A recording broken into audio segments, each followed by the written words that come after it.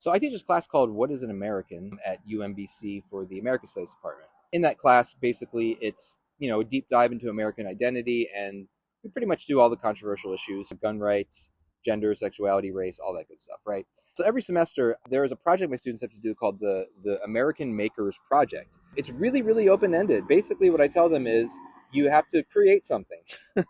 It could be a website, it could be a work of art, it could be a series of poems, it could be any kind of creative project as long as it's not a PowerPoint presentation. I make that very clear with my students.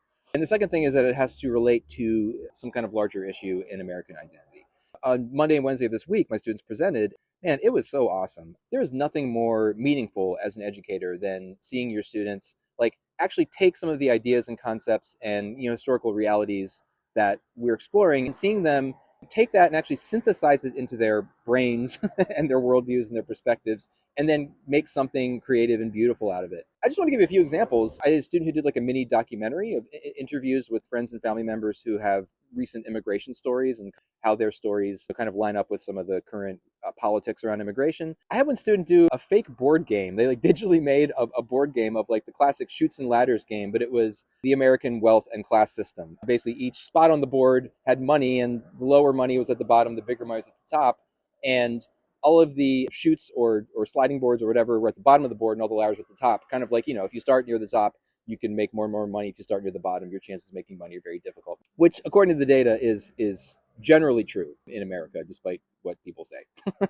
I had several students do projects on the prison system. One group wrote a bunch of poems about people in prison and kind of their student perspective, like what that might be like. So it was just really beautiful and wonderful. And I just wanted to celebrate my students. And if you're one of my students who's watching this, even if you're like a past student who did a project, last semester or years ago or whatever, it was so exciting to see you really explore your creativity, just do your own projects. And honestly, like if I could do a little soapbox moment, I wish more educators did creative things with their students. When students are given the tools they need and then the permission to be creative and make their own things, it's so much more meaningful for them. And again, as educators, so much more meaningful for me. So again, if you're one of my students and you're watching this, keep working hard. And thank you so much for the incredible work that you did in my class this semester.